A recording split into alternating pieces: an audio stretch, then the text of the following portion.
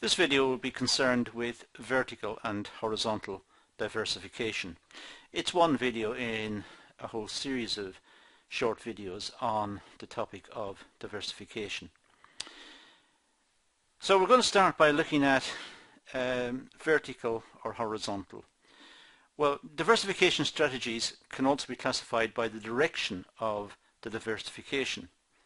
For example, a business may move closer to the customer, or it move away from the customer. It may move towards the sources of its raw materials, or it may move towards outlets to sell directly to the customer. So if it's a manufacturing business, if it moves towards the customer by opening retail outlets or outlets to sell its products, that is vertical forward. It's jumping levels. It's moving away from manufacturing and into retailing. So it's vertical. It's a vertical move towards the customer. So it's vertical forwards. Now, vertical forwards contrasts with vertical backwards.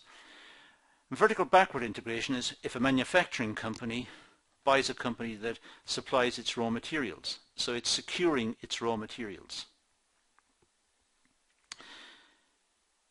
So vertical integration occurs when firms undertake operations at different stages of production. Involvement in the different stages of production can be developed inside the company, internal diversification, or by acquiring another company, external diversification. So internal diversification means looking at the product itself, trying to innovate the product, bring in associated products related to the main line of production. So it's diversifying. It's bringing out a range of products as opposed to perhaps bringing out a single product. But it could also diversify by external means, by acquiring another business, or perhaps even merging with another business and acquiring a new range of products in so doing.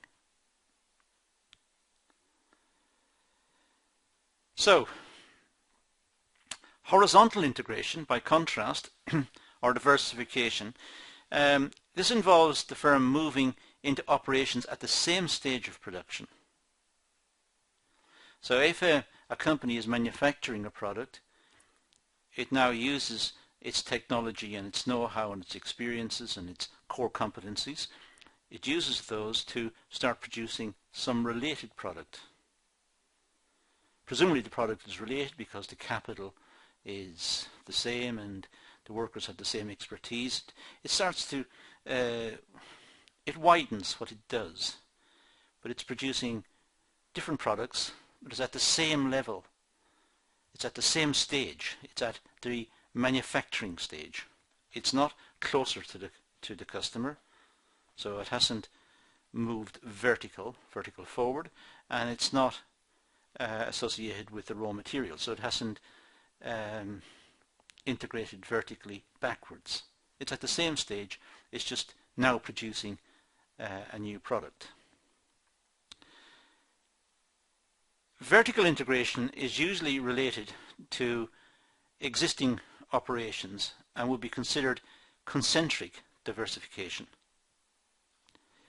So vertical integration is normally a company producing a product and then trying to sell the product in the market. It's the same product, trying to sell the product in the market. That's vertical forward.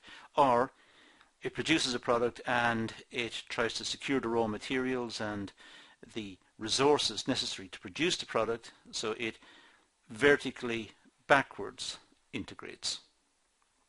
But it's really producing the same product, and we call that concentric diversification. It's producing related products. It's all to do with the core product, whatever that core product was, and it's looking after that core product.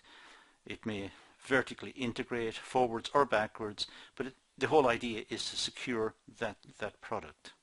And that's called concentric diversification, looking after a single product or a very narrow product line.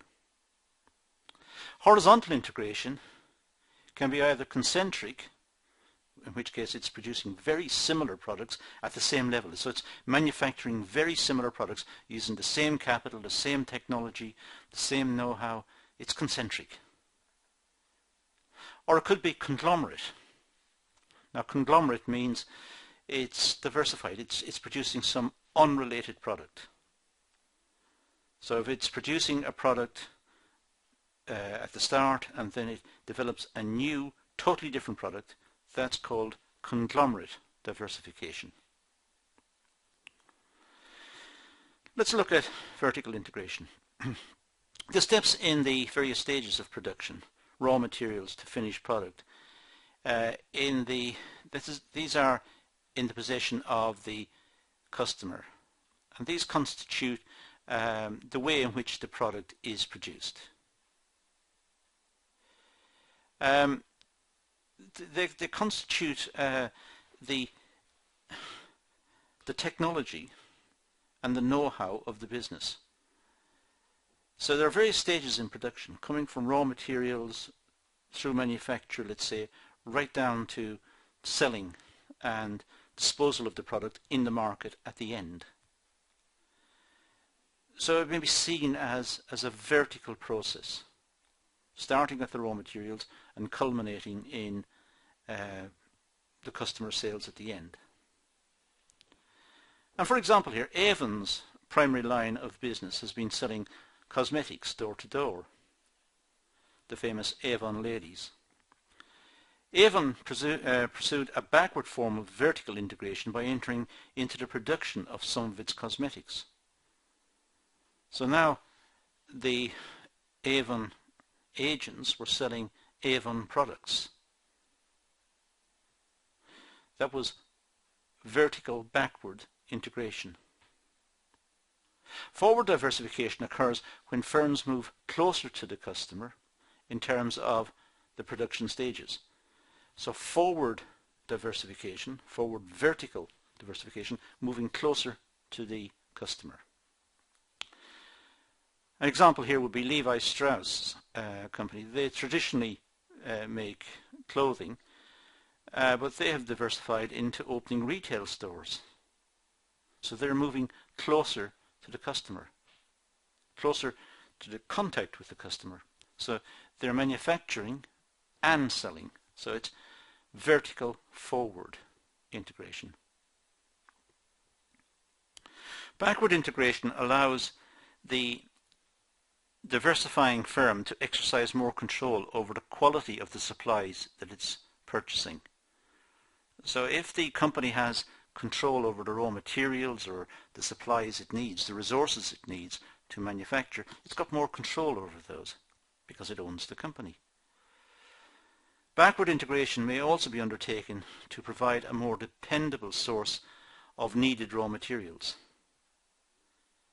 Clearly, if a manufacturing business acquires the company that sells the resources that it needs, then it's got more control over the resources. Clearly, more consistent production patterns can take place and better planning of the business can take place because it knows that it will receive the resources when it needs them and that the resources will be there. Forward integration allows a manufacturing company to assure itself of the outlets for its product. So if it's going towards the customer, it now knows it's got the outlets for its products. It doesn't have to negotiate with wholesalers or with retailers or high street branches of retail outlets. It doesn't have to do this. It's got its own outlets. So that's an advantage of vertical forward integration.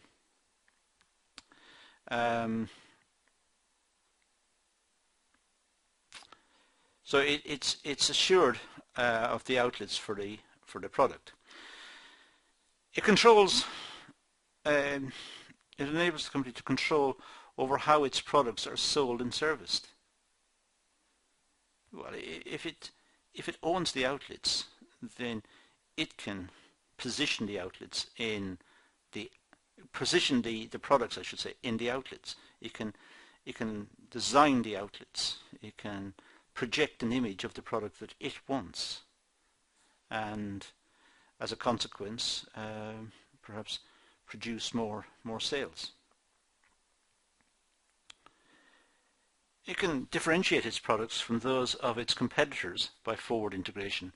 Many companies rely on high street outlets to promote their products. Well, if a business owns the outlets, then it can differentiate its products from the rest. It can make more of a show of its own products. It can project the image that it wants and be seen as perhaps a more glamorous or a more desirable product because of the way it's presented.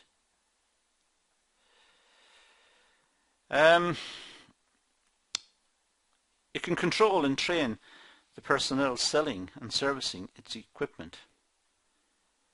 It's able to have personnel who are specifically trained in selling and servicing its product, as opposed to relying on outlets and third parties who offer generic advice about products and who may not be pushing their product significantly hard.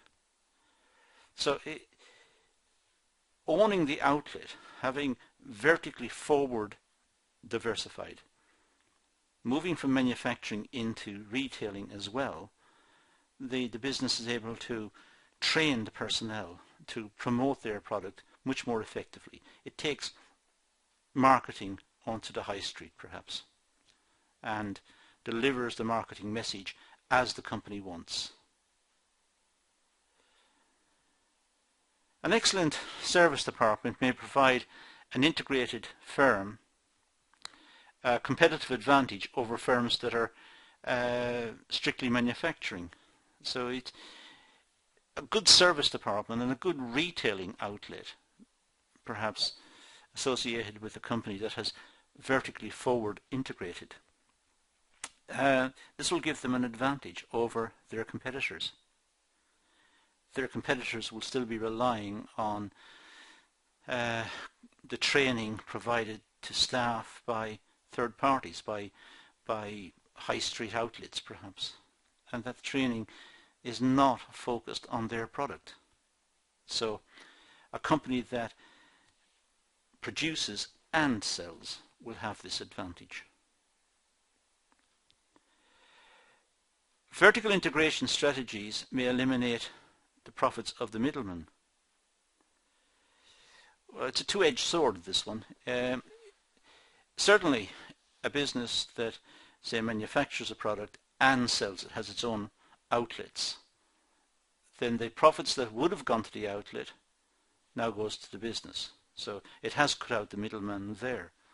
But of course it's also taken on significantly more costs in the provision of the outlet itself. So it has to rent the outlet and train staff and has all the maintenance of the outlet and so on. So on the one hand it cuts out the profit of the middleman, but on the other hand it does incur significant costs. And the middlemen also receive their income by being competent at providing a service. So there's an issue here for the business. If it's going to provide its own outlets, it needs to have very good training, and it needs to incur the costs of training and updating staff and all of the provisions of the outlet. So even though it saves on the profits of the middlemen, it does incur these extra costs. Unless a firm is equally efficient in providing that service, the firm will have smaller profit margins than the middleman.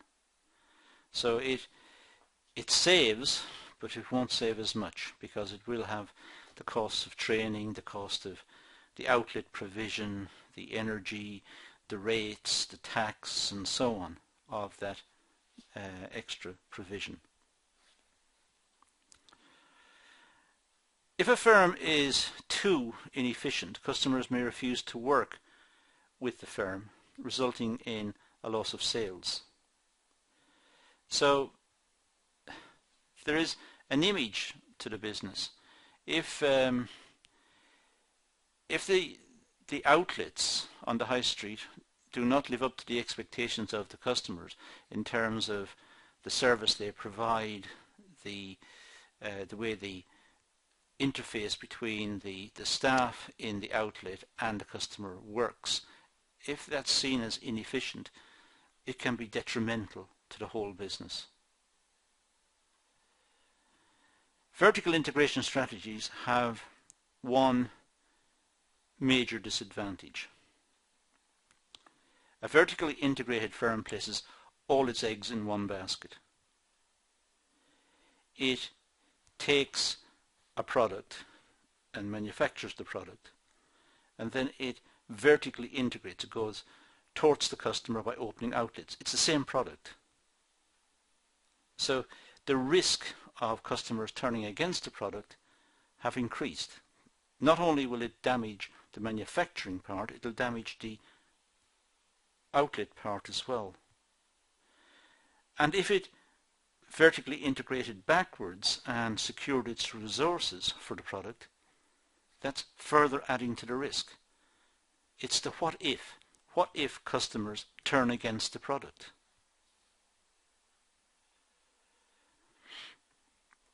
If demand for the product falls, essential supplies are not available, or a substitute product displaces the product in the marketplace, the earnings of the entire organization will suffer. It's placed all its eggs in one basket. It relies entirely on that product. And if for any reason the customer turns against the product, it will have lost a lot more by vertical integration. Now, horizontal diversification. Well, horizontal integration occurs when a firm enters a new business at the same stage of production as its current operations. So if it's manufacturing, it simply starts to manufacture other products. It's a manufacturing business, so it manufactures. It manufactures a product, it manufactures other products. It's horizontal integration.